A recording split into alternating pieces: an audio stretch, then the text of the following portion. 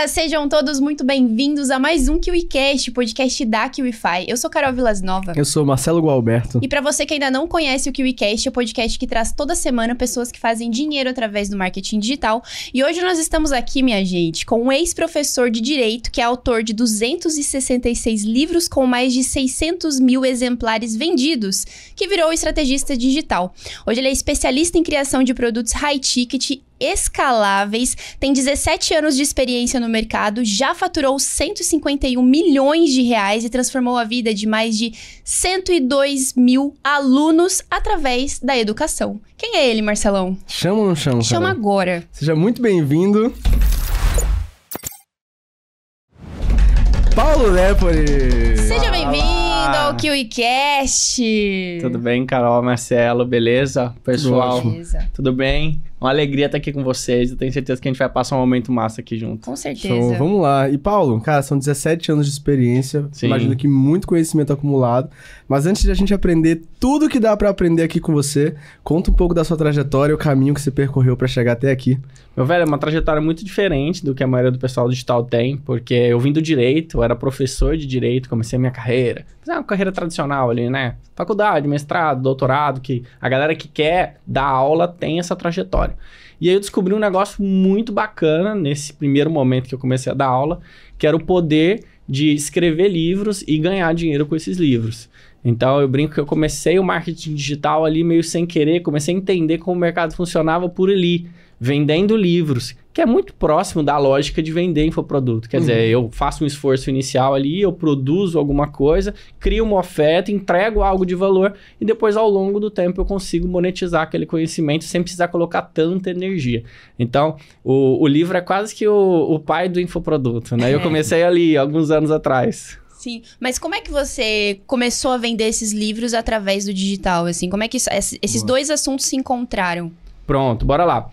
Eu costumo dizer que tem 3 pilares muito importantes que a gente precisa olhar quando a gente pensa em negócio digital e quando a gente pensa em negócios que dão dinheiro de verdade. Posicionamento, estratégia de produto e a modelagem do negócio. Então, na época que eu era ali professor, o que eu percebi? Que existiam algumas matérias que não tinham bons livros. Tinha ali um lugar vazio para ser preenchido. Livros de direito e livros para concurso público. Eu falei, bom, acho que tem um lugar ali, tem um micro nicho ali interessante para eu entrar, vou escrever um livro bacana que vai gerar valor para a galera e vou me estabelecer naquela área. E eu comecei a escrever, consegui publicar em grandes editoras. Isso é muito relevante, você tem uma ótima distribuição. E aí, naquela época, eu acabei conhecendo uma editora que estava surgindo no Brasil quando começou a internet de banda larga. E o modelo de negócio dessa editora era vender livros pela internet e enviar para casa das pessoas com frete grátis. Ou seja, o modelo da Amazon. Isso muitos anos atrás. E eu olhei aquela editora e falei, aqui tem jogo, essa editora é de Salvador, Bahia. É mesmo? Qual é o Jogo nome dela? demais, chama Editora Juspodium. E aí eu resolvi apostar nessa editora. Então peguei alguns livros que eu tinha, editoras mais tradicionais, fomos para lá e colocamos toda a energia ali. E aí a coisa começou a rodar numa velocidade muito grande. Por quê? A gente conseguia ter um preço muito atraente, conseguia ter uma distribuição maravilhosa pela internet. E aí eu entrava para dar aula, eu era professor de direito de cursinho, entrava para dar aula. Às vezes a gente falava para 10, 20, 30 mil pessoas, porque antigamente tinha um modelo pré-internet de banda larga que era o seguinte, era a transmissão via satélite de conhecimento. A gente ia para grandes estúdios nas capitais do Brasil, e dali a gente transmitia aula para polos educacionais Brasil afora, os mais de 5 mil municípios. Então, como não tinha banda larga, se as pessoas quisessem ter acesso a um conhecimento que só tinha nas capitais, o que elas faziam? Elas iam lá na cidade delas, para um polo educacional, sentavam numa cadeira parecida como essa e assistiam pelo telão, ao vivo, aulas que eram transmitidas via satélite. E eu era um desses professores. Então, o que acontecia? Eu era um cara que falava para 10, 20 mil pessoas ao vivo. Então, eu tinha toda uma audiência, como se eu estivesse fazendo um CPL de um lançamento só por dia. Aqui, né? Sem nem saber na época, né? Pronto, sem nem saber. E eu falei, gente, eu preciso ter algo para vender para essas pessoas. E o jeito mais fácil que eu quero, eu vou ter livro. Então, se eu entrava para dar aula de uma matéria, eu tinha o livro. Se eu entrava para dar aula para um concurso, eu tinha um livro. E aí eu virei uma máquina. E aí eu comecei a perceber que aquilo era um puta de um negócio. Por quê? Pô, eu tenho público ali prestando atenção em mim, eu tenho autoridade, eu gero um relacionamento. As aulas eram de 3, 4 horas. Nossa. Bom, vamos escrever livro. Aí eu comecei a colocar energia. Um livro, 2, 3, 4, 5, 10, 20, 30. E aí, além de escrever os livros, eu comecei a entender quais eram os modelos de livro que mais geravam valor para os alunos.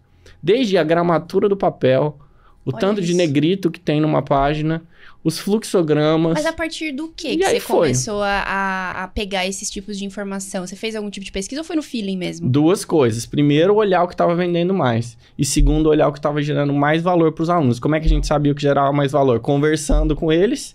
E também vem dos livros que eles falavam que eles tinham usado quando eles eram aprovados nos concursos. Olha aí.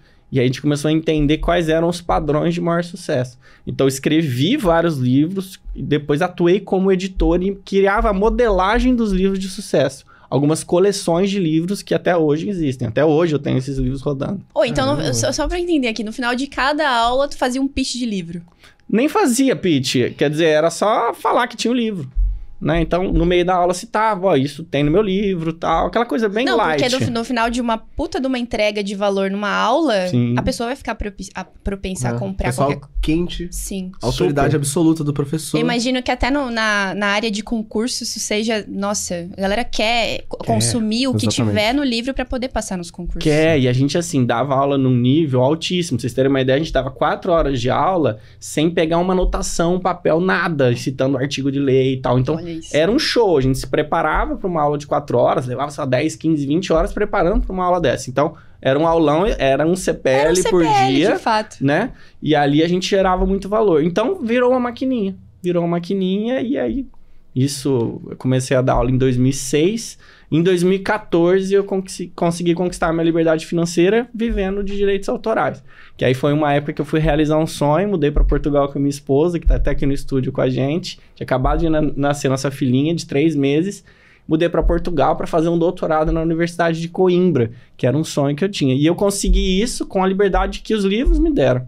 E aí depois dali é que a gente foi trilhando um caminho até chegar no mercado de produtos digitais, né? Meu, legal. Que massa. Essa é a minha curiosidade, porque quando você começou a trabalhar com livros e você começou a ver o que é que estava funcionando nesse mercado, já é como se fosse o primeiro treinamento para a estruturação de produtos. Começa a entender sobre o produto. Sim. E aí você fez essa viagem para Coimbra, Portugal, mas quando é que você deixou de focar nessa parte de educação de livros, parte do direito, e veio pro digital? Porque 266 livros escritos é um número absurdo. Sim. E você até comentou no background que até hoje tem mais de 120 livros que te dão royalties, né? Sim. Então, quando é que aconteceu a transição e você falou, cara, mas esse ramo do digital aqui pode funcionar para mim?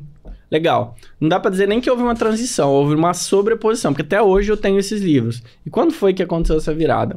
Quando eu me mudei para Portugal, lá, fazendo doutorado em Direito, eu conheci o João, que se tornou meu sócio depois. Ele já era sócio de um curso preparatório no Rio de Janeiro, e esse curso estava passando por um momento de transformação. Eles queriam fazer uma ampliação do curso, novas linhas, ampliar o curso nacionalmente, digitalizar tudo, criar plataformas de tecnologia e educação.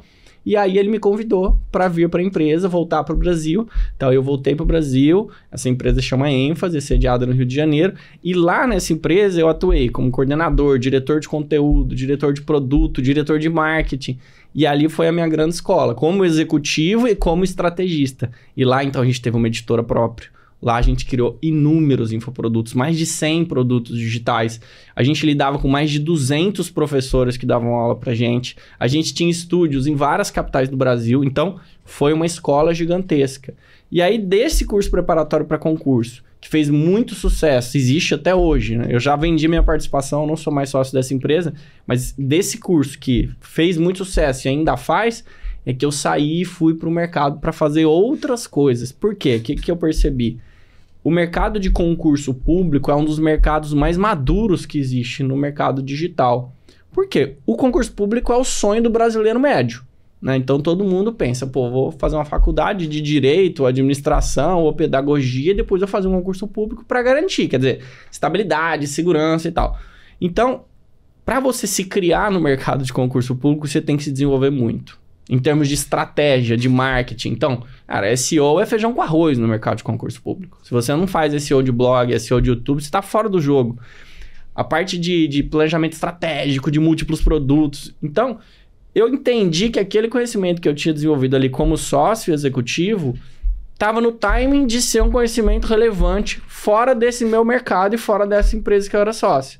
E aí eu comecei a ajudar alguns outros players no digital e fui fazendo uma virada pouco a pouco. Oi, como é que você conheceu essa galera? Porque eu imagino que foi uma sobreposição, como você mesmo disse, mas ainda assim dentro do nicho de educação. Como é que você conheceu os outros players e pensou e viu as possibilidades de ajudá-los com a criação de novos produtos? Eu fui numa imersão, num evento de gestão, não era nem de marketing digital. E lá nessa imersão, eu conheci alguns players do mercado de infoproduto. Pra você ter uma ideia, assim, a gente nem conhecia a fórmula de lançamento. A gente já fazia um marketing muito agressivo, mas a gente nem usava o lançamento digital. A gente vendia no perpétuo, fazia grandes movimentos, múltiplos 7 dígitos mês. E aí eu falei, gente, existe um negócio aí, o que é isso? Aí o pessoal falava, mercado de infoproduto. E eu vou confessar pra vocês que eu nunca nem entendi muito bem por que chama infoproduto, especialmente porque a gente vende mais do que informação, né? Se eu pegar só a palavra ali, infoproduto, produto de informação. Não, a gente vende produto de educação. E aí eu comecei a ver as pessoas falarem, puta, mercado de infoproduto, e não sei o que, lançamento. Eu falei, gente, o que é isso? Eu fui tentar entender. Quando eu vi o que era feito nesse mundo de lançamentos e de produtos digitais, eu falei, caramba, mas tem uma galera fazendo muita grana, gerando muito impacto, fazendo muito menos coisa do que a gente faz no preparatório. Eu acho que eu preciso conhecer um pouco mais esse universo. Aí eu comecei a entrar em vários grupos, masterminds, conheci um dos meus mentores, que é o Rodrigo Vinhas, e aí entrei no mastermind dele, e aí fui entrando nesses grupos, e aí fui sendo chamado pela galera, pô, Paulo, por que você não fala do que você já fez? Pô, pega essa bagagem dos livros, essa parada que faz as pessoas consumirem conteúdo, essas estratégias todas, e traz para o nosso mercado. E aí foi quando eu comecei a fazer esse jogo, né? De entrar como estrategista e consultor de grandes players do mercado digital para estruturar a área de produto. Porque é muito louco, né? Quando a gente vai, por exemplo, para o mercado de startup, qual que é a lógica? A pessoa fala, pô, eu tenho uma grande ideia para o mercado. Eu tenho uma grande ideia, essa ideia vai resolver um problema que nunca ninguém resolveu, vai satisfazer um desejo que ninguém conseguiu satisfazer do jeito certo. Beleza, aí qual que é o desafio do cara da startup? Eu tenho que fazer essa oferta, eu tenho que fazer essa solução ser validada no mercado, validar meu MVP. Eu tenho que talvez trazer um investidor. Depois que eu faço isso, o que eu vou ter de desafio? Eu vou ter que ganhar mercado. Eu vou para o mercado e ganho bastante penetração. No mercado digital é diferente, é quase o oposto. A pessoa primeiro começa vendendo pra caramba. Depois que talvez algumas pessoas, aliás, só que vão pensar na solução, se a solução é tão boa, se a solução é inovadora. Isso falando de nicho que não é black, né? Isso falando especialmente de nichos em que a gente trabalha com entregas educacionais. E aí falei, caramba, essa história que a galera tá vivendo aí de ser muito fácil vender, de ter retorno sobre um investimento muito alto, isso não vai durar muito tempo sem a galera olhar para a solução. Sem a galera olhar para o produto, sem a galera olhar para a transformação. Então vai chegar um momento que todo mundo vai começar a olhar para isso. E começou a acontecer durante a pandemia, logo depois da pandemia. E agora, no mercado de infoproduto, tá todo mundo grande olhando para a experiência de produto. Olhando para a transformação, olhando para as métricas de produto que ninguém olhou. Ninguém nunca mediu NPS, ninguém nunca teve preocupado com LTV pós-funil, né? Pós-funil de vendas. E é hoje o assunto que tá todo mundo falando. Por quê? Não adianta nada você fazer a primeira venda se você não tiver consistência de fazer as próximas. Fazer as próximas para aquelas pessoas que você gerou real transformação. E aí, de novo, por que eu tenho essa bagagem? Da onde que eu vim? Eu vim no mercado de concurso. Se eu não ensinar um negócio pro cara e fizer ele ser aprovado, eu tô fora do jogo. Ou seja, você já tinha essa preocupação sem nem saber direito que você estava fazendo marketing naquela época, mas você tinha já essa consciência sobre o entregável. Uhum. Legal. Isso é uma visão muito madura de mercado, cara. Até porque a gente vê hoje uma corrida no digital muito voltada em dígito. Então o pessoal tá vendendo qualquer coisa a qualquer custo, né? Só que isso não se sustenta no longo prazo. As pessoas precisam entender. Você deu o exemplo do NPS, né? Que pra quem não sabe é o Net Promoter Score, que é uma nota que é dada no final da utilização de um produto ou serviço. E se a galera começa a ver que aquele produto ou serviço não tá sendo bem avaliado, se a galera sente que não tá tendo uma transformação genuína, esses produtores não vão mais ficar no mercado. Perfeito. Então é uma conscientização que tá acontecendo agora já. Tá acontecendo agora. E o que também a gente percebe? Que a gente vive numa bolha muito louca desse mercado digital que a gente chama, mas que é uma bolha bem pequenininha e só nossa. Porque se a gente for olhar, por exemplo, para as empresas que vendem software, vendem o famoso SaaS, o Software as a Service, várias conhecidas, né? Calendly, Monday, Trello, várias. qual que é a lógica que essas empresas usam para estar no mercado, crescer e serem empresas multimilionárias, bilionárias, listadas em bolsa dos Estados Unidos? Elas usam uma parada que chama PLG. Para quem não sabe o que é isso, PLG é Product Led Growth. O que significa isso? É a liderança da empresa ancorada em produtos de alta qualidade. Essas empresas, qual que é a lógica delas de ida para o mercado? Elas disponibilizam gratuitamente para um consumidor ou para um usuário um produto. O usuário vai lá, consome esse produto, usa esse software, usa uma versão gratuita ali do Trello, usa uma versão gratuita do Notion, usa uma versão gratuita do Monday, gosta tanto, que aí resolve pagar por ele, por mais recursos, para ir além do tempo do gratuito. Então, qual que é a mentalidade PLG? Eu tenho que ter um produto tão foda, mas tão foda, que eu tenho coragem de colocar na mão da pessoa meu produto de graça. E eu sei que essa pessoa vai comprar. Igual quando você passa do lado do pipoqueiro, ele dá uma pipoquinha na sua mão e fala assim, pode experimentar, é de graça. Porque ele já sabe que você vai comer a pipoca, vai gostar e vai querer comprar o saquinho de pipoca. E no nosso mercado, eu sempre costumo fazer essa pergunta pra galera, né? Você teria coragem de deixar o seu lead acessar o seu produto de graça e só pagar por ele depois? Quantas pessoas diriam, sim, eu tenho? Se você falou sim, eu tenho, você tá tranquilo. Se você ficou com frio na barriga e pensou, talvez, se liga, porque o seu tempo no mercado provavelmente está contado. Ou então, você vai estar condenado a ser o vendedor da praia. Quem que é o vendedor da praia? Aquele cara muito bom de lábia.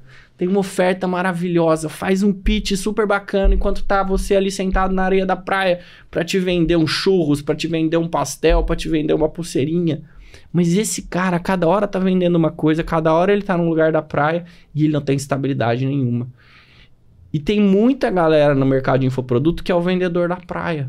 Ele nunca vai ter descanso, ele vai ter que todo dia acordar, pôr o pé na areia, queimar o pé, rodar a praia inteira para conseguir fazer o dinheiro. Diferente do cara que tem o quiosque, que tem um restaurante, que cuida da entrega e da qualidade do produto dele, se estabelece num nicho, se estabelece como um negócio, e ali ele tem muito mais tranquilidade, e um belo dia ele vai ter ali a operação totalmente terceirizada, com colaboradores ou uma marca forte, e vai poder criar um outro negócio, então vai ficar realmente rico.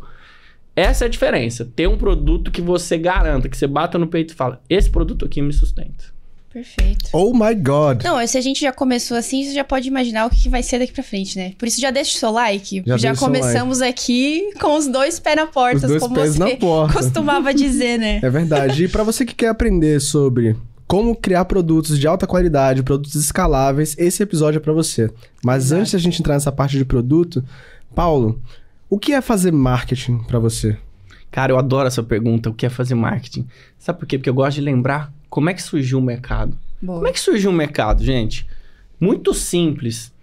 Antigamente lá, cada um cuidava da sua própria vida, né? Literalmente, cada um produzia o seu próprio alimento. Primeiro a gente aprendeu a coletar alimentos da natureza, depois teve a agricultura, a gente aprendeu a plantar e colher, depois a gente dominou outras técnicas, pecuária e tudo mais. E aí, os homens perceberam o seguinte, que dava para ser esperto. Eu não precisava comer só o arroz, porque o arroz era a única coisa que eu tinha na minha propriedade. Eu podia comer carne também se o meu vizinho tivesse carne. Eu ia até ele, a gente trocava arroz por carne. E aí, ao longo do tempo, isso foi se sofisticando e as pessoas começaram a se procurar sempre no mesmo lugar, e elas iam todas para o mesmo lugar, e aí começaram a se formar os mercados. Aí cada um armava a sua barraquinha, fazia a sua oferta de produto e as pessoas trocavam. Isso era o mercado. Agora, imagina lá antigamente, no começo, tinha um sujeito que levava o arroz para o mercado, o outro levava a carne, o outro levava o milho. De repente, chegava um segundo cara levando o arroz. Putz, zoou o mercado. Por quê? Porque tem dois caras oferecendo o mesmo produto. O cara que chegou primeiro, que se posicionou primeiro, que já tinha ali uma autoridade, provavelmente é o cara que vai continuar no mercado. Esse cara que chegou depois, o que ele vai ter que fazer? Ele vai ter que mudar o mercado.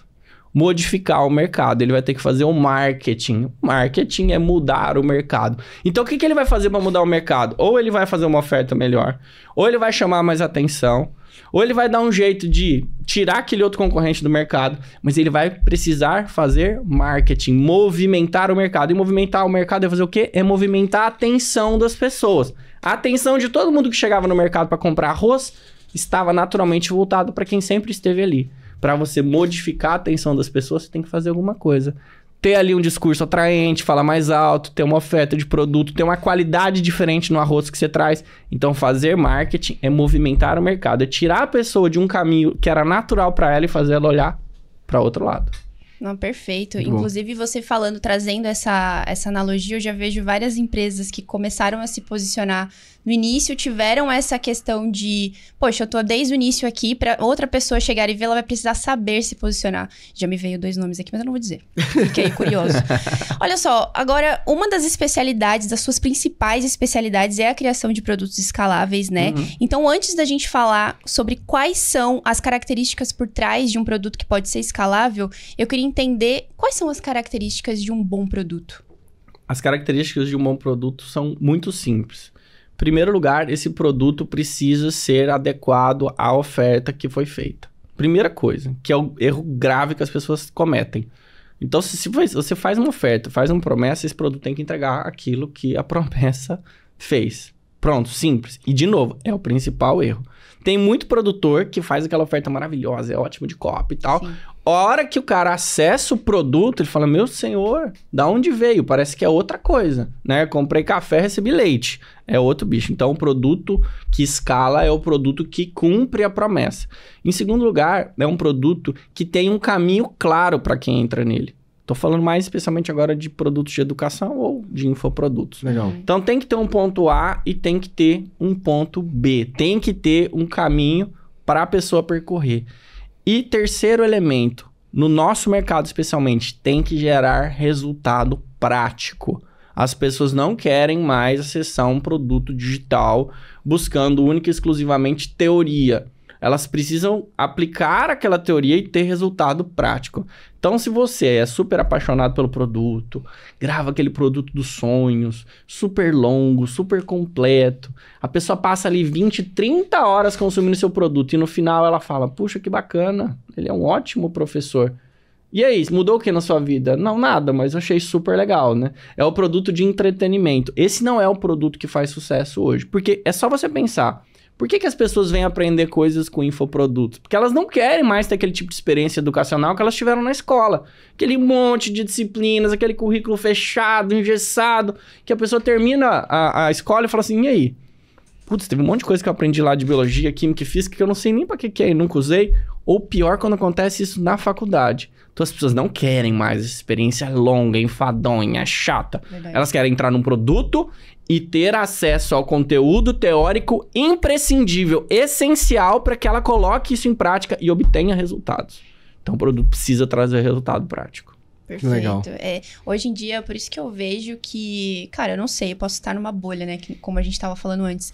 Mas, cara, eu não compraria um e-book, sabe? Difícil. É difícil, só se esse e-book fosse realmente... Ele fosse me levar para um resultado prático ali, imprescindível, Muito claro. que eu entenda que sem o e-book eu não ia conseguir, sabe? Sim. Perfeito. Mas é isso. É, Tem eu muita concordo. gente que... Teria de ter muita clareza, assim, Muito. eu ter aquela Sim. convicção de que, cara, esse e-book aqui ele tem exatamente o que eu preciso. Não que vender e-book não funcione, tá, gente? É, Não tô falando funciona isso, pelo muito. amor de Deus. Bom, Funciona mas muito. uma das questões que a gente vê no digital, hoje a gente tem acesso à informação, muito fácil, né? Quando você começou há Sim. 17 anos atrás, eu imagino que dava muito mais trabalho para encontrar informação. Então hoje, uma pessoa que aprende sobre tráfego, ela encontra. Quer aprender sobre copy, ela encontra. As pessoas compram infoprodutos porque elas querem a informação organizada.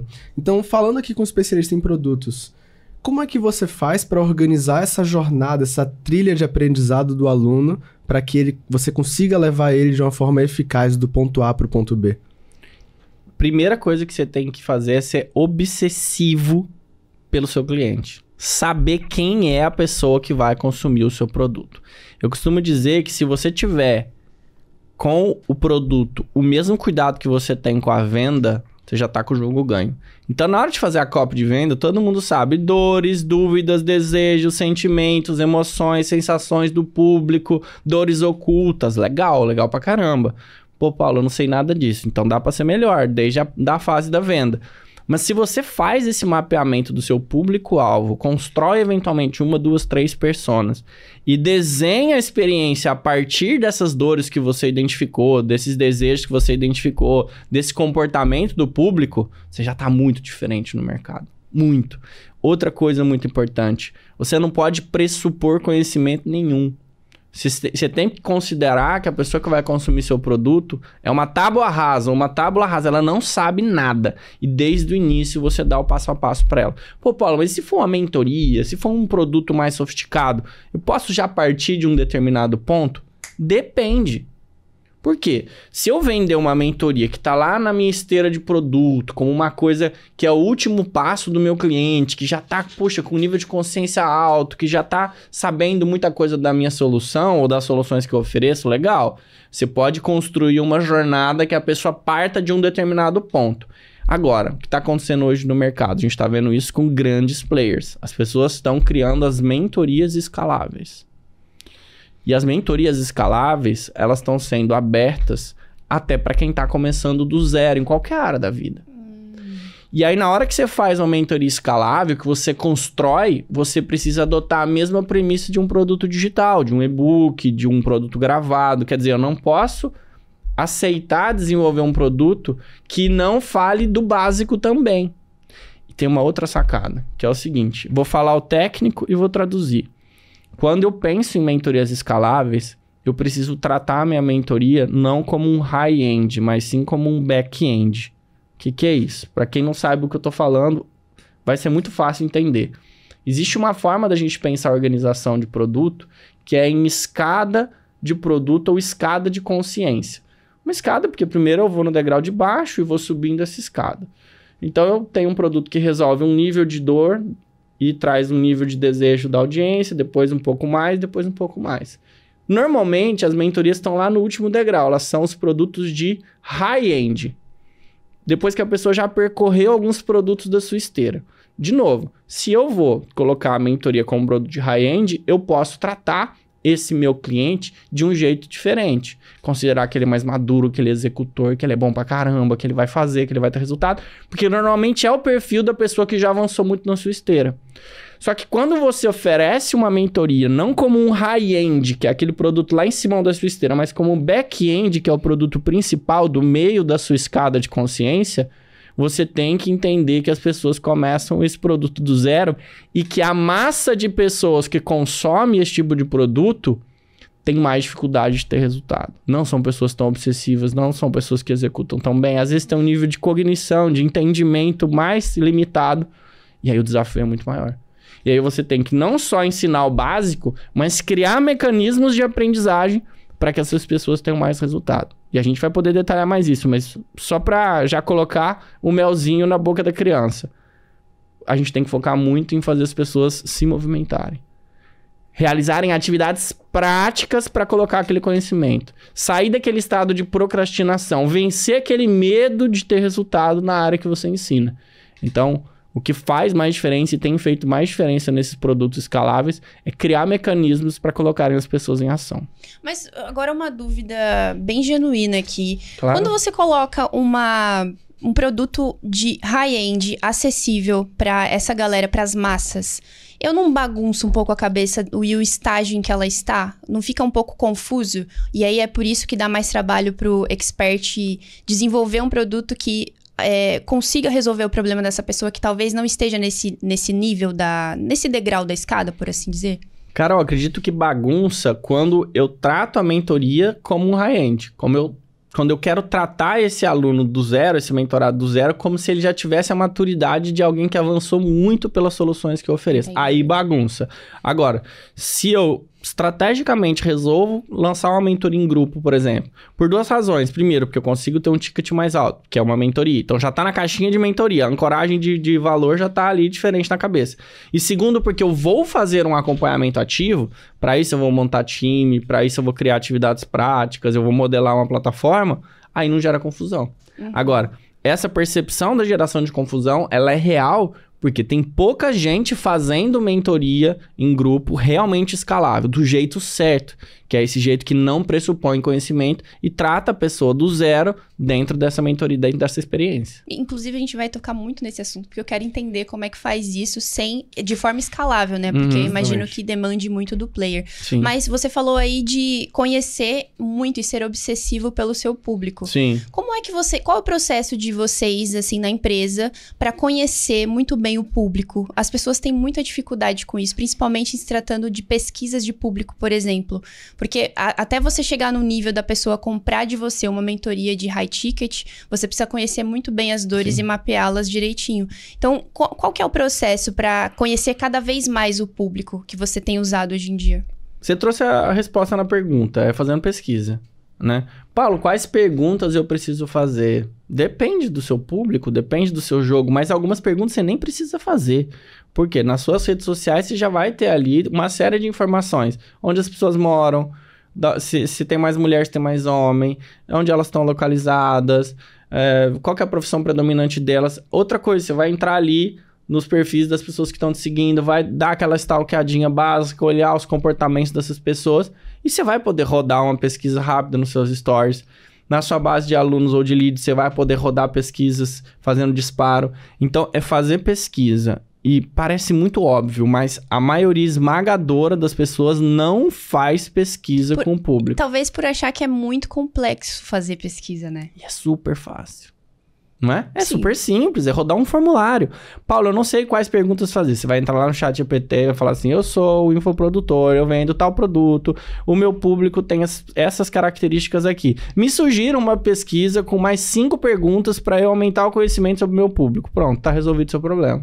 Hoje em dia as inteligências artificiais estão aí para facilitar a vida. Exato. Agora, uma vez que eu fiz a pesquisa, conheci o público, já tenho informações suficientes dele, como que eu transformo essa galera que futuramente vira cliente em fãs, ao ponto dele comprar o que eu oferecer? Entregando produtos que geram transformação, que cumprem a promessa que você fez. Simples assim. As pessoas só querem ter a transformação que você prometeu. É tão raro quem faz isso hoje, até por isso a gente tem um certo preconceito com o mercado de infoproduto. Tem gente que fala, não compro mais nada, porque compra as coisas, a transformação não vem. Faz o básico, arroz com feijão. Entrega um produto que cumpre a promessa que você fez no momento da venda. É suficiente para você construir fãs fiéis. Que legal. Vamos entrar um pouco agora em produtos high ticket escala? Bora. Se você quer aprender sobre isso, fica com a gente até o final, que o KiwiCast te leva do ponto A pro ponto B. Então, confia que até o final você vai estar transformado. E Paulo, me tira uma dúvida. Agora a gente já sabe quais são as características de um bom produto. A gente tocou em alguns pontos disso. Agora, o que é que torna, ou quais são as características de um produto que não só é bom, mas ele é também escalável? A escala de um infoproduto está no custo marginal de replicação. O que é custo marginal de replicação? Se eu pegar essa água aqui e falar assim, bom, vou vender uma água, quero vender outra água. Para eu vender uma segunda água, eu tenho um custo marginal irrelevante de replicação? Não, porque eu vou ter que fazer a garrafa, vou ter que fazer o rótulo, vou ter que colocar água, vou ter que pôr tampinha. Cada unidade nova que eu produzo, o meu custo é quase o mesmo. Lógico que em escala, se eu vou produzir um monte de água, eu vou ter um barateamento de acordo com o tanto de unidades que eu vou produzir dessa água. No infoproduto, eu não tenho um custo tão alto para replicar cada produto. O custo de replicação de cada acesso que eu dou num produto gravado é marginal. Então, isso é escala, porque significa que o que eu faturo cresce desproporcionalmente em relação a quanto eu gasto. Isso é escala, quando o meu crescimento é desproporcional, o meu crescimento de venda e faturamento é desproporcional aos meus custos. Beleza. Isso é um produto escalável. A grande dúvida vem quando a gente fala, pô, vou escalar uma mentoria, high ticket. Porque o infoprodutor pensa assim, cara, não faz muito sentido. Porque se eu podia vender um produto, gravar um produto e só vender o acesso, e isso tinha um custo marginal de replicação, para que vou eu abrir um Zoom ou uma outra plataforma e ficar ali horas conversando com a minha audiência? Para eu escalar essa mentoria, ficar fazendo hot seat com a minha audiência, com os meus alunos, meus mentorados, eu perco o poder da escala. Chega uma hora que eu não tenho mais tempo. Aí eu começo a voltar pro jogo de vender hora. Aí a pessoa fala, caramba, esse negócio de fazer mentoria em grupo não é escalável. Verdade. Agora, esse é o jeito amador de fazer mentoria escalável. Porque qual é o jeito profissional? É você usar a mesma lógica de replicação de infoproduto com custo marginal para mentoria. E qual que é a lógica? Começa com ter um produto gravado. Começa com ter um conteúdo gravado, organizado em trilha, para que a pessoa, quando entra na sua experiência de mentoria, ela já tenha um caminho para percorrer, pelo menos para ela se segurar e aprender o conhecimento básico que ela precisa para quando ela se encontrar com um mentor oficial, o vendedor do curso, ou outros mentores que são chamados para essa experiência. Vou detalhar um pouco mais. Paulo, tá? Você falou então que é usar a mesma lógica, é ter as trilhas gravadas. Ter as trilhas gravadas e criar experiências de aprendizagem e de execução que vão fazer as pessoas ter resultado, diferentemente do que acontece quando elas só acessam um monte de conteúdo gravado. Então, eu vou criar, por exemplo, um dia de implementação. Então, vamos supor que eu venda uma mentoria sobre como produzir um podcast de sucesso. Né? Como é o podcast aqui da QIFI. Beleza. Então, eu vou criar lá o dia de montagem de estúdio. Eu já gravei uma trilha que eu expliquei exatamente como que a pessoa tem que preparar qualquer espaço dela para fazer um estúdio, como ela faz a acústica, o tipo de microfone que ela compra, a mesa, a iluminação, as câmeras. Eu gravei uma trilha de conteúdo. Só que isso não é suficiente. E aí eu vou lá e crio um dia de implementação de estúdio. Aí vai chegar um profissional de estúdio, vai se encontrar com as pessoas no Zoom e vai falar assim, galera, é o seguinte, hoje é o dia de implementação de estúdio. Então aqui, ó, tem uma ferramenta que a gente usa 3D pela internet com inteligência artificial. Você vai colocar as dimensões do espaço que você vai usar na sua casa aqui e nós vamos junto projetar o seu estúdio. Você vai entrar nesse site, vai ver os equipamentos, vai fazer uma comparação de valores, se for o caso, já vai encomendar os seus materiais. De modo que depois de 3 ou 4 horas, neste dia de implementação, que é uma dinâmica que a gente criou dentro da nossa mentoria, a pessoa já está com o estúdio pré-montado. Isso é uma dinâmica de implementação prática que pode acontecer dentro de uma mentoria. Tá, Paulo, mas vamos supor que seja a Carol que vendeu essa mentoria. Precisa ser a Carol que entra para fazer o dia de implementação do estúdio? Não. Pode ser o Marcelo, pode ser o João, pode ser a Damares, pode ser qualquer outra pessoa. Tá, Paulo, mas a pessoa não comprou por causa do mentor? Comprou. Mas o mentor vai entrar numa mentoria dessa nos momentos em que a presença dele é realmente imprescindível, que é para fazer e falar coisas que nenhuma outra pessoa conseguiria fazer nessa mentoria. E outra coisa, as pessoas elas já estão doutrinadas no seguinte sentido, quando eu compro uma mentoria em grupo, eu não vou ter contato 1 a 1 com o mentor. Ninguém está nesse nível de ilusão hoje em dia, a não ser que o mentor seja um cara sacana, sem princípios, que ele vai prometer uma coisa e depois não vai entregar. Mas nós já estamos num momento de mercado que as pessoas, quando compram uma mentoria em grupo, sabem que elas não vão ter acesso exclusivo ao mentor. Agora, das experiências que a gente já teve desenvolvendo mentorias para grandes players do mercado, quando a gente desenvolve experiências práticas de alto impacto, que as pessoas conseguem realmente ter a transformação que foi prometida, elas não se importam de ter menos contato com o mentor. E aí eu recupero a lógica de ter produtos com custo marginal de replicação. É, porque aí ela vai ter um micro resultado ali, vai tipo assim, não, realmente isso aqui funciona, deixa eu ver qual que é o próximo passo. Meu, fantástico. Muito bom. E assim, a gente sabe que você tem um método que faz... Na verdade, você tem um método para tornar os produtos high tickets, que normalmente são produtos que dependem de mentoria e encontros presenciais, em escaláveis, que eu acho que você meio que já trouxe alguns insights desse método. Mas antes disso, Paulo, conta pra gente o que é um produto high ticket e como ele se diferencia de um produto com valor menor. Toda vez que a gente tenta definir o que é high ticket, a gente corre um sério risco de errar. Por quê? Cada pessoa tem na cabeça uma ancoragem do que é um valor, do que é um ticket alto, do que é um high ticket. Para você pode ser 5 mil, para o Marcelo pode ser 10 mil, para mim pode ser 20 mil. Cada pessoa vai ter uma ancoragem. Então, a principal coisa que a gente tem que olhar para definir se eu tenho ou não um produto high ticket é o preço médio praticado naquele nicho, naquele mercado. Então, por exemplo, no meu mercado de concurso público, um produto de R$ 997 para pessoas que têm formação de nível médio e ganham R$ 1.500 é um produto high ticket. Agora, no mercado de marketing digital, que os valores são malucos e exorbitantes, um produto de 997 não é high ticket. Aí vai ser um produto de 5 mil, 7 mil, 9 mil, 10 mil. Então, o que te leva a cravar este produto é high ticket ou não é o contexto do nicho do mercado. Esse é o primeiro ponto. Agora, o que mais que eu preciso pensar? Quando a pessoa compra um produto high ticket, especialmente um produto de consultoria ou de mentoria, o que essa pessoa quer?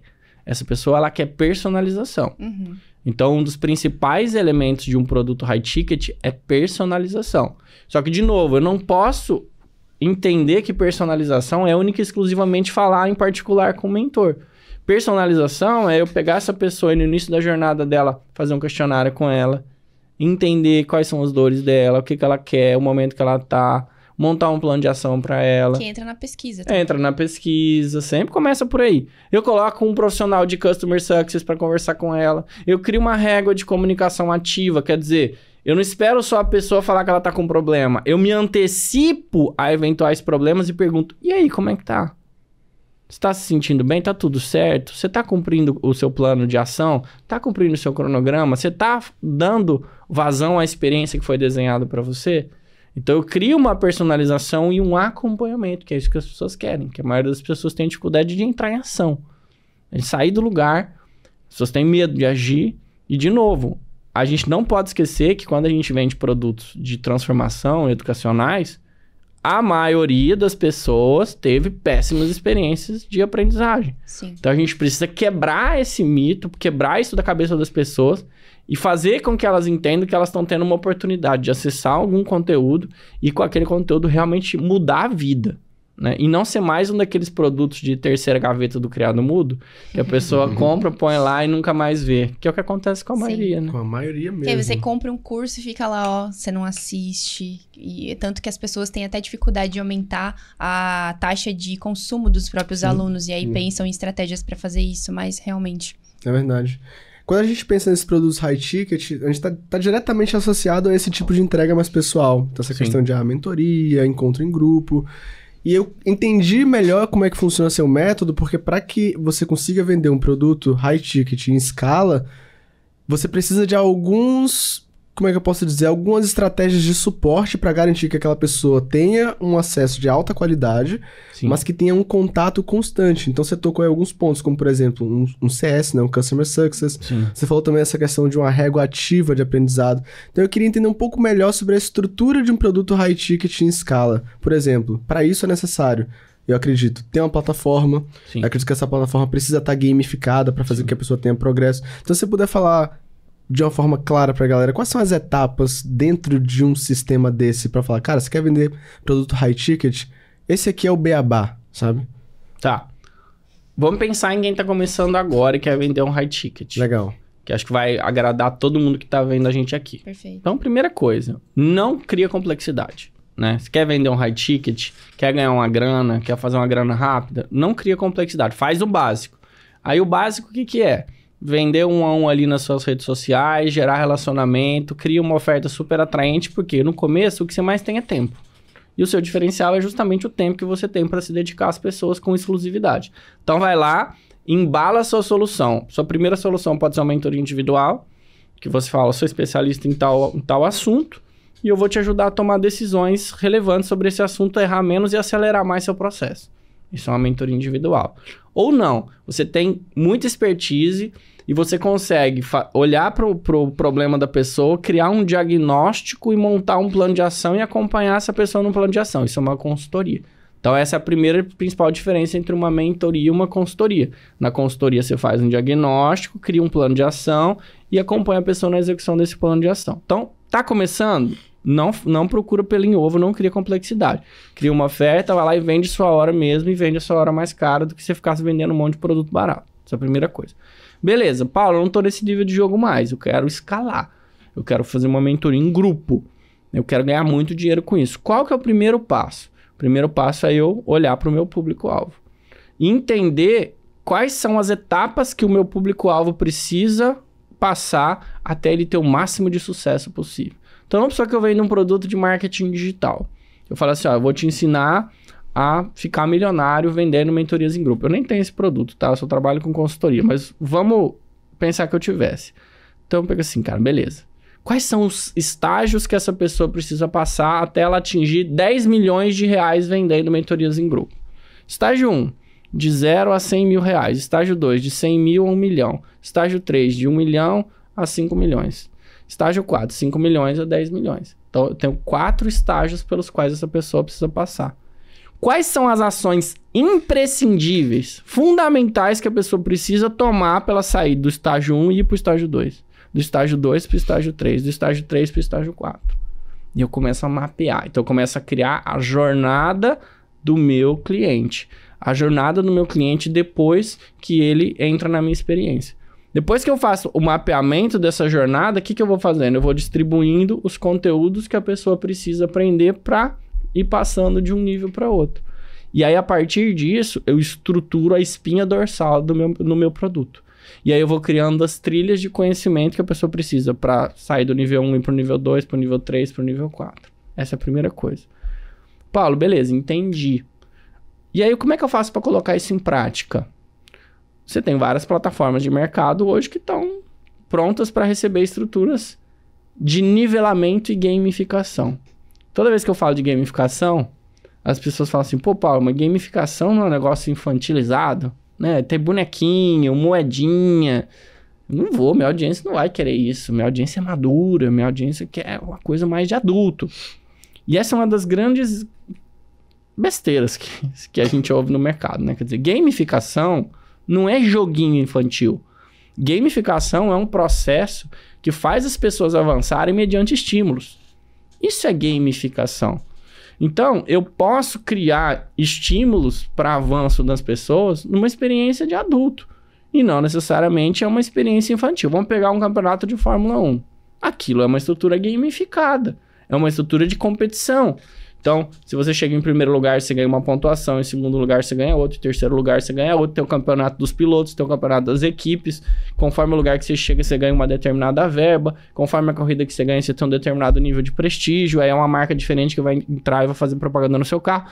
Quer dizer, eu tenho vários estímulos para que as pessoas avancem e cheguem ao primeiro lugar. Quando você monta uma mentoria por níveis, você precisa criar esses estímulos também. Então, algumas coisas importantes. Eu vou prometer premiações para essas pessoas conforme o nível que elas vão avançando? E eu posso fazer isso dentro de uma plataforma? Pode. Você pode fazer com que a pessoa do nível 1 para o nível 2 ganhe um troféu, ganhe uma placa. Do nível 2 para o nível 3 ganhe um troféu, ganhe outra placa. Paulo, eu tô achando esse negócio complexo demais. Mas ficar milionário não é fácil, né? Então, se você tá achando esse processo complexo demais, talvez não seja ainda o estágio que você tá de negócio e de maturidade profissional. Porque, de fato, para criar uma mentoria dessa, que você vai faturar múltiplos 7, 8 dígitos, você vai precisar montar uma estrutura. Então, você vai precisar ter uma área de produto na sua empresa. Você vai precisar ter um Product Owner, que é o responsável pelo produto. Você vai precisar ter uma pessoa que se chama Designer Instrucional, que é uma pessoa que desenha instruções de aprendizagem. Você vai precisar ter ali um líder de área de produto para tocar toda essa função.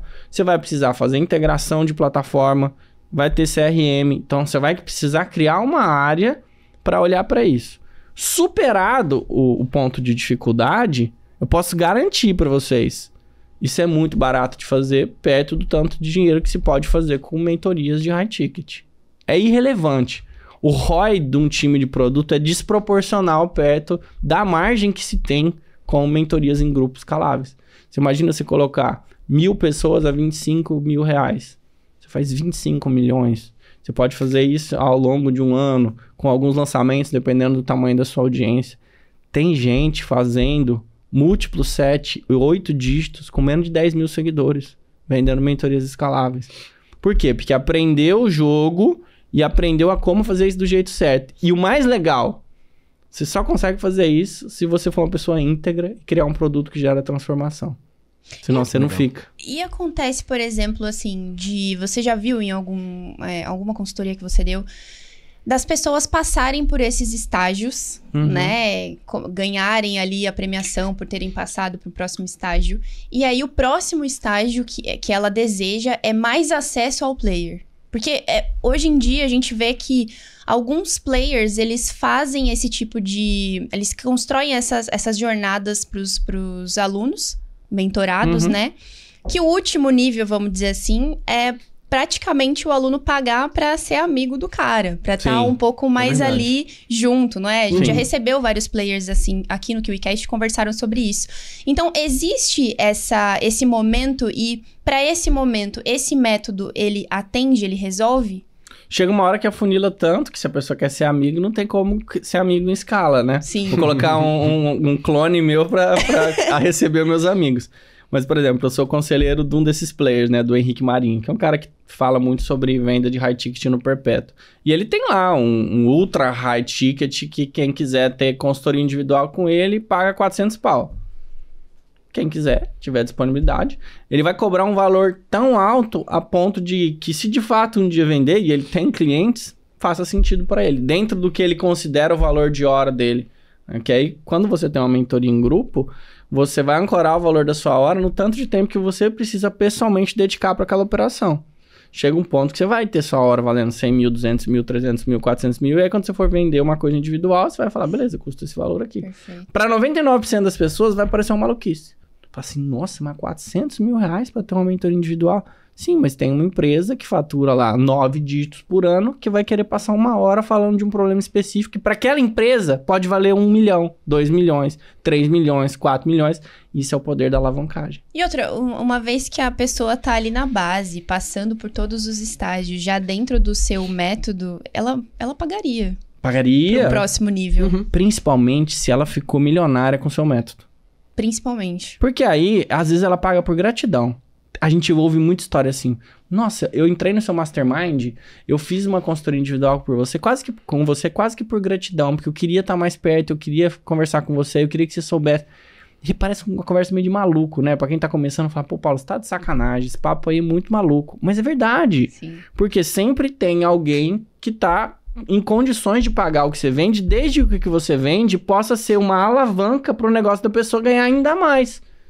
Então, esse é o jogo. Tem gente que contrata uma consultoria de moda para fazer uma sessão de fotos e paga 50 mil reais.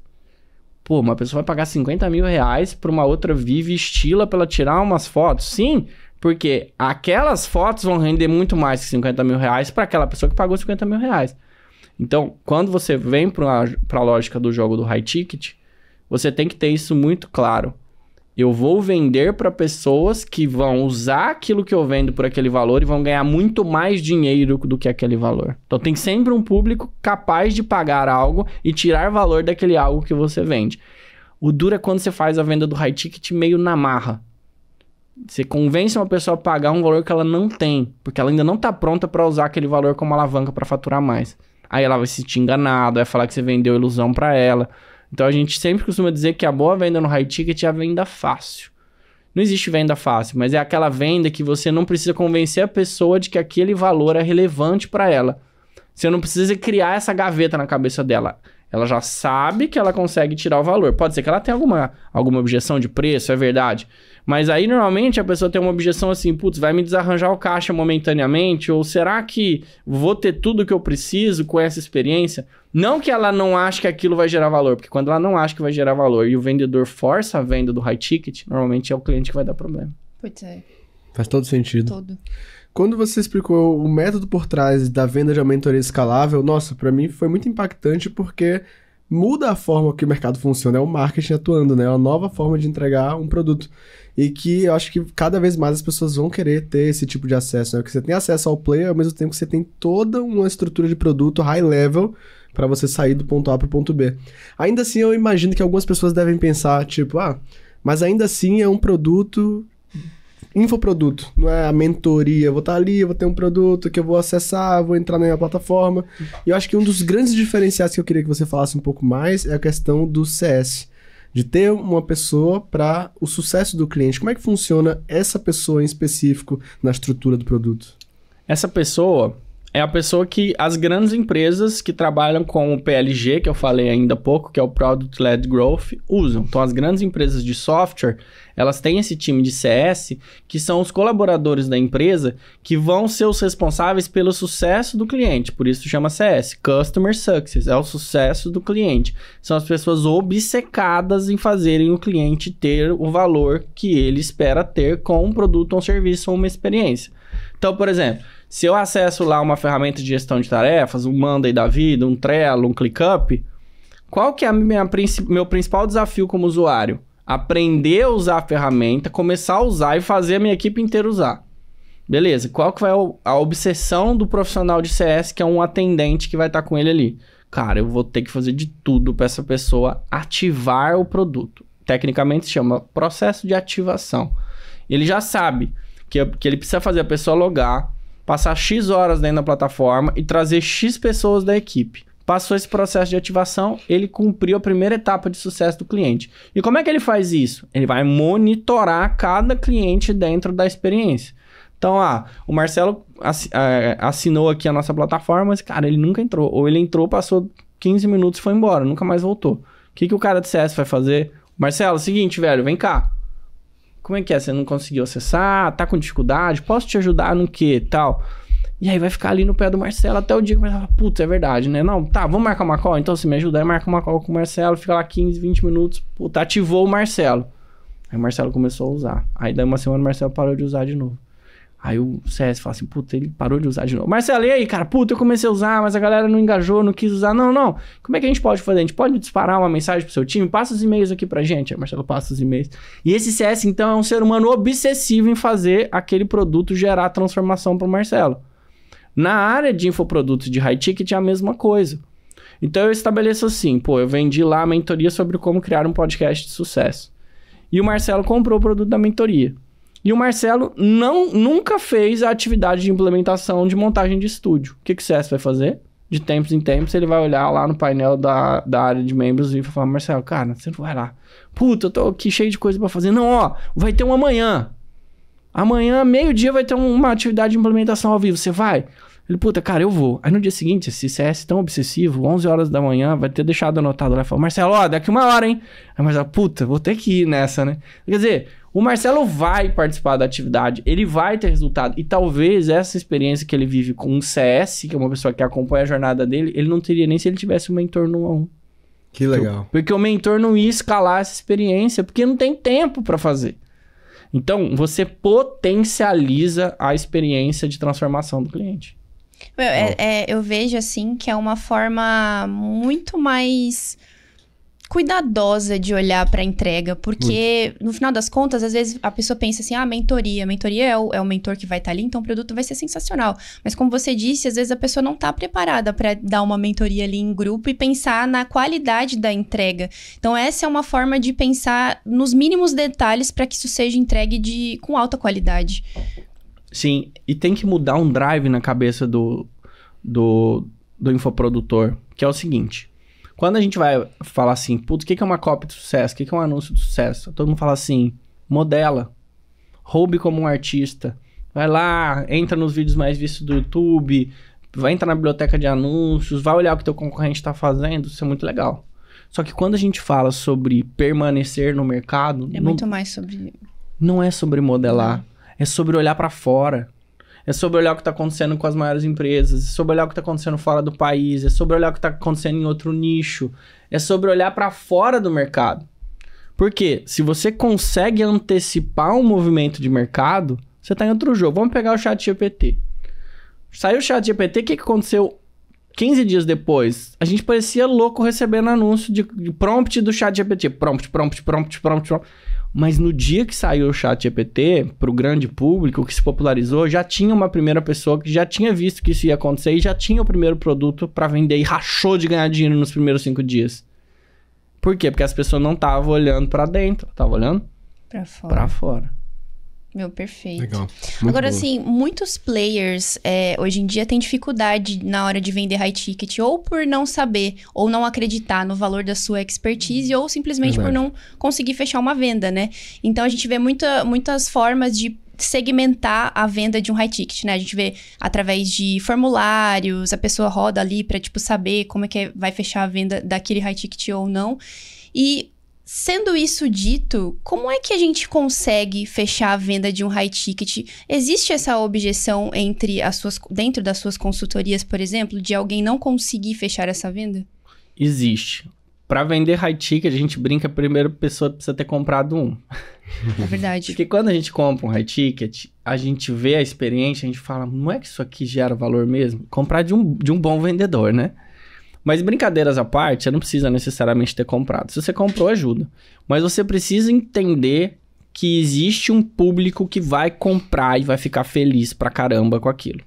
Porque, de novo, é o que eu falei agora há pouco. Se você vende pra alguém que não estava pronto para pagar pelo high ticket, você vai ter uma péssima experiência com aquele processo. Principalmente se for começo, uma consultoria. E lógico, dentro de integridade, né, gente? Você não vai vender um high ticket de consultoria de uma coisa que você não sabe fazer. Porque aí você vai se estrepar. Aí você fala, esse mercado de high ticket não é bom. Não, é porque você não fez o certo. Então, primeira coisa, é você entender que você tem capacidade de gerar valor com o high ticket. Beleza. Segunda coisa, é você saber que existe uma minoria de pessoas que compram high ticket. Não significa que você não vai vender muito e não vai escalar. Mas não é para todo mundo. E a sua comunicação tem que ser uma comunicação que conecta com quem compra high ticket. Então, por exemplo, se você entrar no meu perfil hoje, a minha comunicação é fundaço de funil. Fundo total. Paulo, mas não tem aquela história que eu tenho que produzir conteúdo de topo, meio e fundo? Depende qual que é o seu jogo. Eu não quero gente de topo no meu funil, porque eu só vendo consultoria high ticket. Eu só quero gente de fundo. Pô, Paulo, mas o seu perfil não vai engajar tanto. Não vai engajar tanto, mas o meu perfil vai crescer na velocidade que me interessa, que é trazer os grandes players do digital para me acompanhar. Então, quando eu abro lá os meus stories, antes de vender o selo do Meta, só tinha selinho azul. Por quê? Os grandes players estavam acompanhando, porque é um tipo de conteúdo de fundo, de funil, que só interessa para eles. E é muito louco, Marcelo. Tem uma publicação que eu sempre mostro quando eu vou conversar com amigos, que é uma lista de coisas relevantes para fazer. Um carrossel lá. E ele tem o dobro de salvamentos do que o dobro de curtidas. Nossa. Por quê? Porque o meu público de high ticket, muitos deles são tão vaidosos que nem o like eles me dão. Mas eles salvam o meu post. E um belo dia eles me mandam um direct ou eles aplicam no formulário para fazer uma consultoria comigo. Então, você entender o comportamento de compra do seu público e o tipo de conteúdo que você produz é a chave para você vender bem high ticket. Perfeito. Fantástico. Para finalizar essa parte de venda de produto high ticket, a Carol trouxe algo muito relevante, né? Que o pessoal ou tem essa falta de crença em si mesmo, que a expertise dele vale, ou tem essa dificuldade de fechar a venda, né? Mas a gente teve casos de players que, por exemplo, saíram daqui do KiwiCast. Sim. Eles recebem muita audiência, né? Porque saem no Instagram e tudo mais. E no jantar que a gente sai daqui, a gente tem uma experiência de lazer, a gente vai jantar. No jantar eles resolveram fazer um teste. Era um homem, inclusive, ele fez um teste, ele botou um story fundo preto, texto branco e resolveu vender uma mentoria dele, primeira vez na vida, ele só vendia produto PLR, sem aparecer, e ele cobrou 10 mil reais, não foi? Foi. E na mesa do jantar ele vendeu 3 mentorias, imediato, assim, até ele ficou surpreso. Então a Carol trouxe aí que o pessoal faz formulário, tem gente que faz reunião secreta pra vender. Na prática, vamos dizer que um cara, ele falou, não, eu vou vender o meu conhecimento, eu vou cobrar 5 mil, mas na hora de fechar o negócio, como é que vende? Quais são as técnicas que o mercado tá usando hoje? Tá. Tem a venda da fruta baixa, que é a pessoa que tá prontinha para comprar. Então, se eu tenho uma demanda reprimida, eu rolo uns stories ali, eu vendo. Beleza. Então, primeira coisa é arrebenta de vender para sua demanda reprimida. Do jeito mais simples que você achar. Faz a sequência de stories, gera desejo, pumba, oferta, vende. Depois você tem outras formas de fazer. Você pode fazer um webinar gratuito ou pago, chamar as pessoas para lá e fazer a oferta do seu produto high ticket. Ou você pode vender por sessão estratégica. Você faz um anúncio, ó, tem uma oportunidade aqui para você, joga a pessoa para uma página de aplicação, essa pessoa faz uma aplicação, você vai se encontrar com ela e você vai fazer uma sessão estratégica, vai entender quais são as dores, os desejos dela, vai gerar valor para ela numa call 1 a 1 e vai fazer o seu pitch no final. No começo do jogo, da escala, o próprio expert pode fazer isso. Com o passar do tempo, o braço mais forte do negócio dele vai precisar ser o braço comercial, o braço de vendas. Sim. Então, vai ter que ter um closer, que é um profissional de vendas específico para fechamento, muito bom, muito de alto nível, que conheça muito o seu público, que conheça muito a sua oferta e que saiba gerar naquele lead o desejo de comprar o seu produto. Então, é um jogo, na escala, ele é mais sofisticado. Isso se você quer fazer o jogo ali no 1 a 1. Agora, um outro jeito que muita gente está fazendo é vendendo high ticket em eventos presenciais. Então, esse é um outro jeito de escalar. Só que aí, qual que é a dificuldade do presencial? Vender ticket, vender ingresso. Porque a decisão de compra de um ticket de um evento presencial, ela é muito mais complexa. Porque não é você comprar um acesso. Comprar um ingresso é mais fácil. Você precisa saber onde que é o evento, se você tem que comprar passagem, reservar hotel, se quem é casado, se a esposa, o marido vai achar ruim, se tem onde deixar as crianças, se vai estar frio, se vai estar calor, se tem outro evento, se vai... Então, assim, a decisão de compra para ir no evento, ela é muito mais complexa. Para você fazer a venda em volume dentro de um evento, primeiro você tem que passar pelo mais difícil pedágio, que é lotar o seu evento. Lotou o evento, chegou lá, fazendo direitinho, você faz 15% a 30% de conversão do evento, em high ticket. Não, a Então, gente é trouxe bizarro. aqui pessoas que fizeram isso, inclusive, é realmente bizarro. Bizarro mesmo. É bizarro. Incrível. Que bate-papo é esse, Carol? Podia ser assim sempre, né? Podia ser assim sempre. E Mas eu olha- tenho certeza que a galera tá aproveitando tanto quanto a gente. Yes, a gente gosta desse tipo de papo. A gente gosta de papo fundo de funil, né, Carol? Sim. Só que a galera trouxe também umas perguntas e deixou na nossa caixinha de perguntas. Topa responder, Paulo? Bora. Então eu vou começar com o Nathan Hill. Caramba, veio um Chique, estrangeiro hein? Chique, hein? Ele perguntou: é possível criar LTV com produtos high ticket? Sim, é possível criar LTV com produtos high ticket, do jeito mais fácil, que é gerando produtos com recorrência. Então eu posso ter uma mentoria gamificada, escalada, que a pessoa fica 3, 4, 5 vezes pagando anualmente pela mentoria. Eu crio uma assinatura ou uma recorrência com mentoria. Esse é o jeito mais fácil. Eu posso ter mastermind em cima, eu posso ter uma experiência imersiva, eu posso ter uma comunidade, eu posso ter Perfeito. vários tipos de produtos. Então, sim, é possível gerar LTV e é o maior desejo. Massa. Principalmente com a sofisticação de mercado, né? Sim. Outra pergunta do Nathan aqui. Verdade. 5 características / qualidades que você definem se meu produto... Peraí.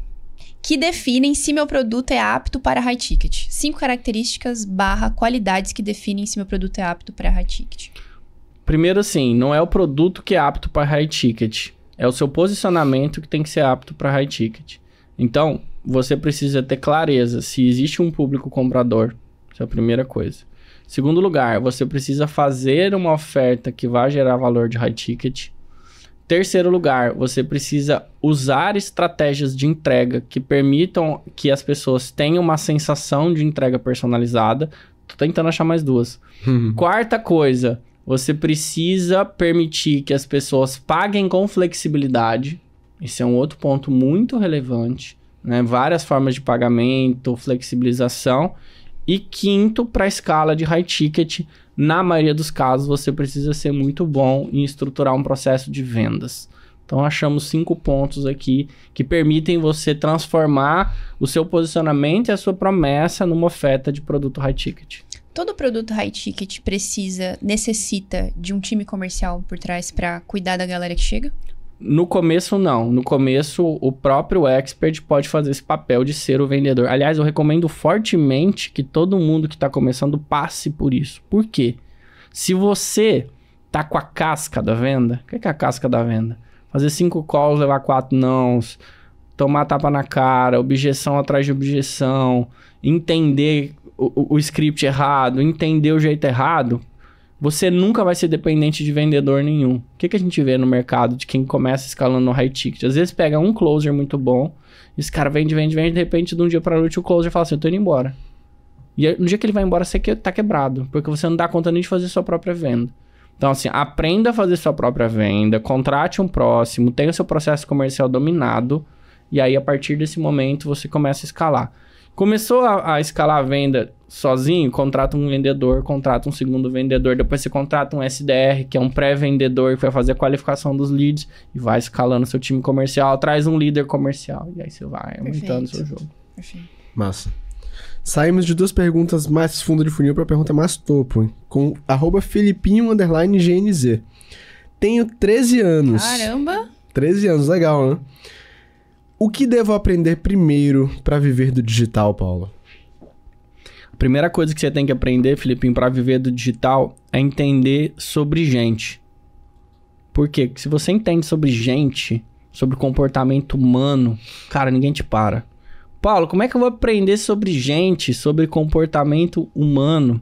Filipinho, se você tá vendo esse podcast aqui, amigo, você já é um cara diferente. Então eu vou te falar o seguinte, estuda psicologia, velho. E estuda persuasão. Se você estudar psicologia e persuasão, eu vou te indicar só um livro, Filipinho, Armas da Persuasão. Se você decorar esse livro, tudo que tem ali, você já vai ser um cara que vai dominar os fundamentos. Porque quem fica no mercado, Filipinho, é quem manja dos fundamentos. Se você souber a linguagem do ser humano, identificar o que as pessoas querem, o que elas desejam, como é que você quebra as objeções e como é que você tem uma fala persuasiva, como é que você resolve problema, você zera o game, amigo. Então, Armas da Persuasão e Psicologia. Ô, gente, tem um orgulho tão grande de trazer gente especialista, com visão madura aqui pra vocês não têm noção, Verdade. não. Eu espero que vocês estejam aproveitando tanto quanto a gente. Pergunta da @Julia_Ju. O que você trouxe da venda de livros e implementou no digital? O que eu trouxe da venda de livros e implementei no digital? Posicionamento único. Esse foi um dos pontos que me fez ter sucesso em primeiro lugar. Olhar uma oportunidade do mercado e se posicionar como a melhor pessoa. Porque o que é um posicionamento? Posicionamento é o lugar que você ocupa na cabeça das pessoas. Então, se eu te falar assim, imagina um líquido preto, gasoso, sendo derramado num copo gelado, com gelos e borbulhas saindo de dentro desse líquido. Em que marca que você pensou? Eu sei, todo mundo sabe a marca que veio na cabeça de todo mundo que tá aqui, de todo mundo da audiência. O que é isso? Isso é posicionamento. Os elementos que eu descrevi aqui fizeram você imaginar uma determinada marca. E é isso que você tem que fazer. Você tem que ser capaz de ser algo que está dentro da cabeça das pessoas. Quando eu comecei lá no mercado de livros, o que eu falei? Bom, percebi que tinha uma oportunidade numa matéria, Direito da Criança. Não tinha nenhum livro muito bom sobre direito da criança, sabe? E não tinha nenhum professor assim bombado, famoso. Falei, é por aqui que eu vou. Vou ser o melhor professor, vou escrever os melhores livros dessa matéria. E foi exatamente o que eu fiz. Tanto é que até hoje eu tenho um Estatuto da Criança e do Adolescente comentado, que é há 13 anos, o livro mais vendido do Brasil nessa matéria. Por quê? Posicionamento único. Entrei, sentei naquela cadeira e falei, já era. E agora eu crio tanta barreira, eu faço um jogo tão difícil que ninguém consegue entrar mais. Então procure um posicionamento único. Um lugar que não tem ninguém ainda na cabeça das pessoas. Ocupa esse lugar, crie barreira, senta direito nessa cadeira e fica nela para sempre. Foco. Legal. Para finalizar nossa caixinha de perguntas, Paulo, tem uma pergunta do @Andrews_09. Quais aspectos da escrita de livros colaborou na hora de avaliar copies no digital? Putz, isso é maravilhoso. A pergunta do Anderson é maravilhosa. Tô Por quê? impressionada. Porque escrever livros de sucesso é se conectar com as pessoas. Então, toda vez que eu sentava para escrever livros, hoje sento menos, o que eu pensava? O que é que a pessoa vai entender de cada palavra, de cada linha, de cada parágrafo e no final de cada página e capítulo que eu escrever?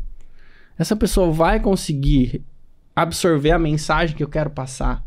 Então, o que eu trago para você de forma muito clara? Seja obsessivo em ter 100% de certeza que o seu público ideal, que o seu público-alvo vai ser capaz de extrair de cada palavra, de cada frase, a exata mensagem que você quer fazer, isso que você quer passar. E como é que você faz isso se você estiver sozinho no mundo? Você vai deixar a sua escrita descansar.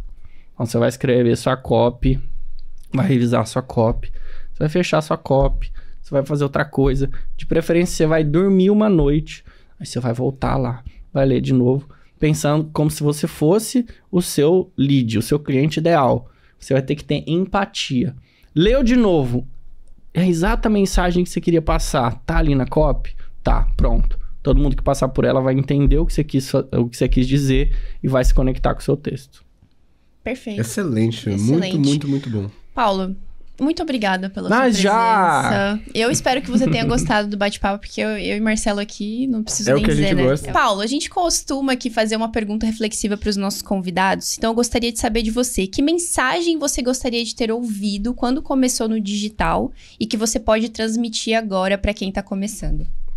A mensagem que eu quero deixar para você é: conheça profundamente o seu público-alvo, o seu cliente ideal. Seja obsessivo por saber quem é essa pessoa, quais são as dores, as dúvidas, os desejos, os sentimentos, as sensações, o que ela come, onde ela dorme, de quem ela gosta, de quem ela não gosta. Se você conhece as pessoas, você vende.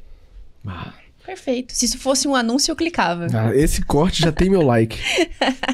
E olha... Muito obrigada, Paulo. Não acabamos. Não acabamos? Verdade, não acabamos. Temos nós o quê? temos presentes. presentes. Experiência do cliente. Aí sim. Pro Paulo e pra Damares, inclusive. Exatamente. Boa! Olha só, já gostei de ver de longe. KiwiFi, inimiga da dieta, como Verdade. sempre. Inimiga grande Olha da dieta. só, vou até mostrar pra audiência, que massa. Obrigado, viu, gente? Ah, imagina. Queridíssimos. Já gostei, eu preciso me concentrar. Olha eu aqui! Ah, não! Que maravilhoso! Obrigado. Paulo, isso pra gente é pra agradecer a sua presença. Esse podcast literalmente superou nossas expectativas e pra gente é um prazer estar aqui com pessoas que formam o mercado com responsabilidade, com interesse em realmente trazer uma transformação pra galera. Então, Legal. parabéns e obrigado pela sua presença. Foi um bate-papo incrível, eu adorei. Ó. Obrigado, querido. Foi um prazer estar contigo. Foi um prazer. Carol, mesmo. obrigado. Foi um prazer. E foi um prazer estar com você também. Segue teu caminho, não desiste não, que tua hora vai chegar. Legal. Perfeito. Oh, e pras pessoas que não te conhecem, mas agora depois desse podcast vão querer te seguir, deixa suas redes sociais aí. Pronto, em todo lugar é @paulolepore. Me segue lá se quiser saber mais sobre produtos escaláveis. Vai aparecer aí embaixo. E pras pessoas que ficaram até o final desse podcast, o que elas precisam fazer, Marcelo? Pra você que ficou com a gente até o final, em primeiro lugar, parabéns. Eu tenho certeza que você pegou um conteúdo transformador. Mais uma vez, Paulo, muito obrigado, foi fantástico. E se você não deixou o like até agora, já deixa o like, se inscreve no canal se não tá inscrito, ativa o sininho pra receber uma notificação sempre que sair mais um KiwiCast e deixa aqui nos comentários o que é que você aprendeu com o Paulo e eu te vejo em algum lugar. Onde é, Carol? No próximo KiwiCast, é um compromisso. Te vejo lá. Valeu!